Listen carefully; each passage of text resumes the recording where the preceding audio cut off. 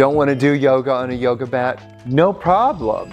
This chair yoga routine is perfect for seniors over 50 who want to loosen hips and ease back pain. Namaste friends, my name is Yogi Aaron. I am a muscle specialist as well as a master yoga teacher. Many of you who are over 50 are dealing with pain, maybe deep and crippling pain in your body that's inhibiting you from doing simple actions like stepping downstairs, going for simple walks, bending over. Everything just becomes more difficult. And this isn't just a physical struggle. It's a mental one, your ongoing chronic pain, which I can identify with because I live most of my life with ongoing chronic pain, is not only a physical barrier, it's a mental one as well. It's important to have a safe and effective method to improve mobility and lessen pain.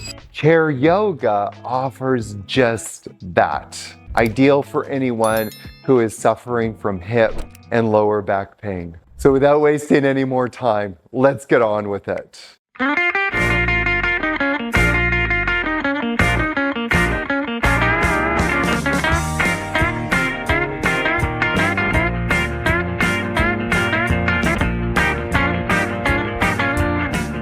For the first one that we're going to do is an activation for the multifidus. We want to be able to use the chair to help stabilize us. All we're trying to do is get those muscles working and improve that neuromuscular connection. So what we're going to do is we're going to do this a couple of different ways, but the first way is just kind of holding the chair, bring your leg back just a little bit. Now, the key here is not to start coming forward because that's going to get away from what the intent of the pose is. So you want your body on one plane as much as possible, and then you're just pressing one leg away, and then come on down, and then do it again. So you definitely are going to balance on your right foot a little bit here, and then come on down. And then you're going to bring the right leg out. So we'll just do the leg first, just so you can feel balance on the leg, on the opposite foot. You can feel the body in one plane here, and then come on down. Okay, so let's do it again. You're going to bring the right leg out and just feel like the lower back muscles starting to engage, and then come back.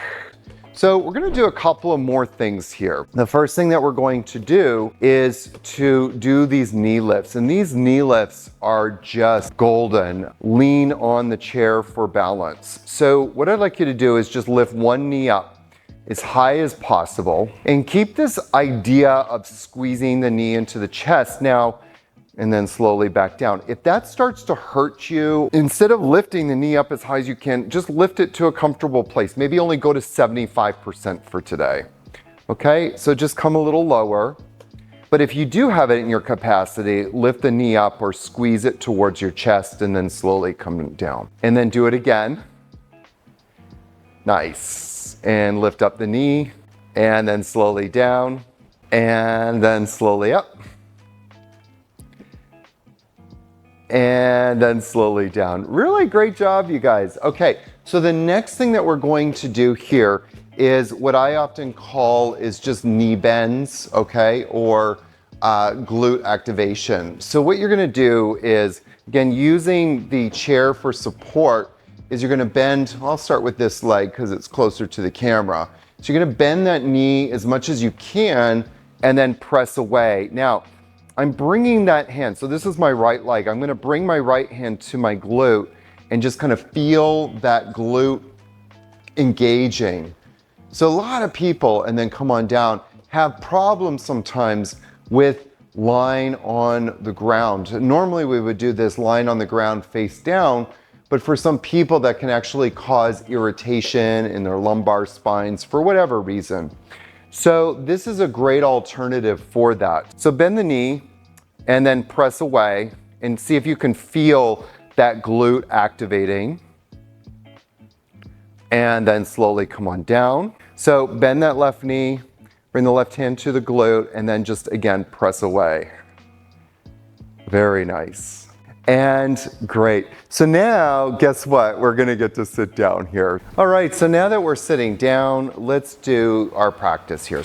And the very first thing that we're gonna do is just lift the right knee up a little bit and then just see if you can straighten the leg. Now, if that's too much, then just come forward a little bit, straighten the leg, and then just see if you can lift it up a little bit off of the ground, okay?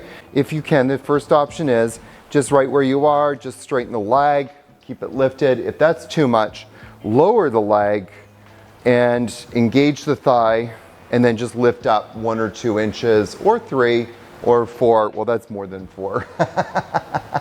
And then slowly come down. Sit up as best as you can here, so I'm using my arms to lift up. Lift the leg up.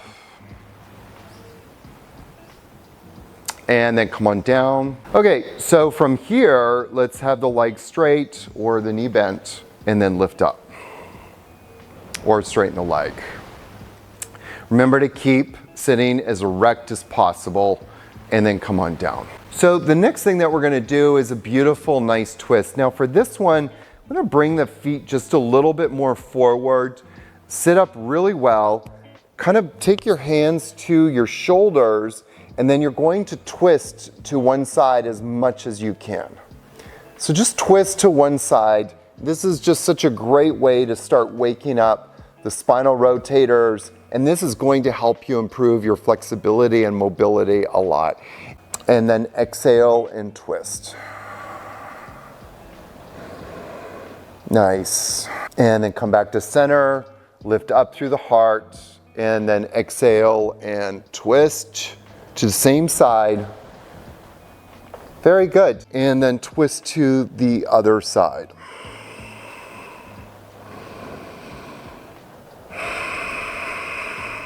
Come back to center, lift up through the chest, and then exhale and twist.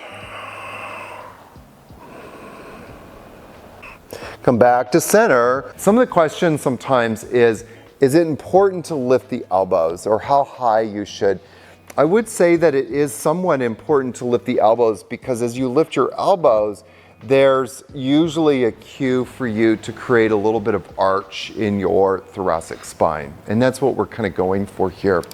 The next, what we're gonna do is just cross your arms, but let the hands come to the opposite elbows, and let the elbows just drop here. But I do want you to keep lifting up. This is gonna be a nice side bend now. So squeeze your right shoulder to the right hip bone. Be careful not to bring the shoulder out in that direction, or you're gonna fall off your chair, and I don't want you to fall off your chair. So all you're gonna do is just work within your own capacity and own range of motion.